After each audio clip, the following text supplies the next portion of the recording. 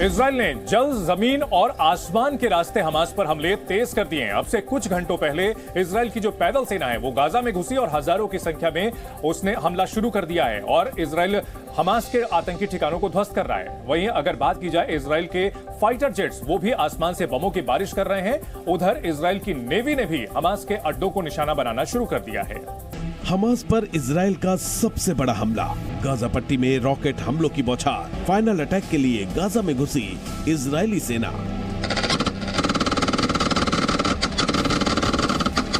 Israel का चौतरफा वार, Hamas पर तगड़ा प्रहार।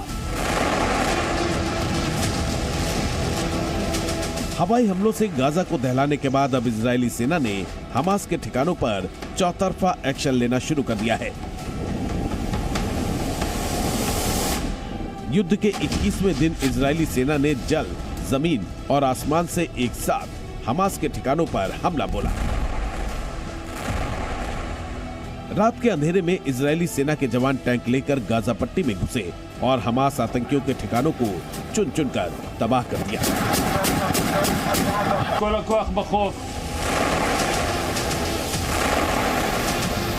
हमास के पश्चिमी खान यूनिस बटालियन के कमांडर मधात मुबाशर को आईडीएफ के हवाई हमलों में मार गिराया गया। इसके बाद इजरायली नेवी ने दक्षिणी गाजा में हमास के ठिकानों को निशाना बनाया। गाजा में जहां जहां हमास के आतंकियों के छिपे होने का शक है, उन सभी ठिकानों को निशाना बनाया जा रहा है। इजरायली फाइटर जेट्स ने गाजा सिटी के शरणार्थी शिविरों को भी नहीं छोड़ा, जिसमें आतंकियों के छिपे होने की जानकारी मिली थी।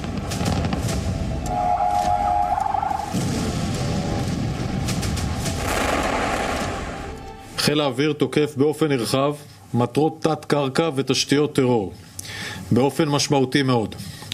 בהמשך לפעילות ההתקפית שביצענו בימים האחרונים, כוחות היבשה מרחיבים את הפעילות הקרקעית הערב. צה"ל פועל באופן עוצמתי בכל הממדים על מנת להביא למימוש מטרות המלחמה. इजरायली हमलों में गाजा पूरी तरह से तबाह हो चुका है, लेकिन आतंकी इसके बाद भी मानने को तैयार नहीं है। इन तस्वीरों को देखिए, हमास की ओर से रॉकेट दागे जा रहे हैं, लेकिन इजरायली आयरन डोम सिस्टम हवा में ही इनकी पहचान कर नष्ट कर दे रहा है। हमास के हमलों में इजरायल में भी कई लोग घायल हो गए। दरअसल हमास के आतंकी स्कूल, विश्वविद्यालय, मस्जिद और अस्पतालों को बेस बनाए हुए हैं और वहीं से हमलों की साजिश को अंजाम दिया जा रहा है। इजरायली सेना ने एक वीडियो जारी किया है, जिसके जरिए दावा किया गया कि हमास के आतंकी गाजा के सबसे बड़े अस्पताल अल शिफा को अपना बेस बनाए हुए हैं। इजरायल का दावा है कि इस अंडरग्राउंड बेस में आतंकियों के लिए हर वो सुविधाएं मौजूद हैं जो उन्हें सुरक्षित ठिकाने उपलब्ध कराती हैं। इस अस्पताल में हमास के 4 अंडरग्राउंड कॉम्प्लेक्स हैं। पहला कॉम्प्लेक्स अल शिफा अस्पताल के इंटरनल डिपार्टमेंट के नीचे है, जबकि दूसरा अंडरग्राउंड कॉम्प्लेक्स चेस्ट और डायलिसिस डिपार्टमेंट के नीचे स्थित है।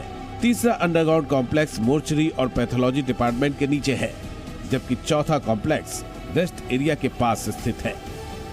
Hamas terrorists operate inside and under Shifa Hospital and other hospitals in Gaza with network of terror tunnels.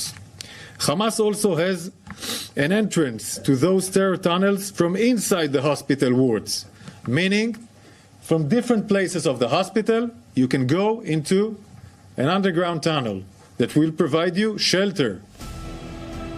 Israel ने अस्पताल के नीचे का एक एनिमेटेड वीडियो भी जारी किया और बताया कि कैसे इस हॉस्पिटल को आतंकी मानव शील्ड के तौर पर इस्तेमाल कर रहे हैं और इसमें बने अंडरग्राउंड कॉम्प्लेक्स में अपना हेडक्वार्टर बनाए हुए हैं। वीडियो जारी होने के बाद इजरायली प्रधानमंत्री बेंजामिन नेतन्याहू ने लिखा, हमास और आईएसआईएस बीमार हैं। वे अपने आतंक के लिए अस्पतालों को मुख्यालय में बदल देते हैं। हमने इसे साबित करने वाली खुफिया जानकारी जारी की है। हालांकि हमास ने इजरायल के आरोपों को पूरी तरह से नकार दिया है। दरअसल इजरायल और हमास के बीच 7 अक्टूबर से जारी जंग में अब तक 8,500 से ज्यादा लोगों की जान जा चुकी है। गाजा पट्टी में 7,000 से ज्यादा की मौतें हुई है, जबकि इजरायल में 1,400 से ज्यादा की मौत हुई है। वहीं 200 से ज्यादा इजरायली और विदेशी नागरिक अब भी हमास आतंकियों के कब्जे में हैं। ब्यूरो रिपोर्ट, जी मीडिया।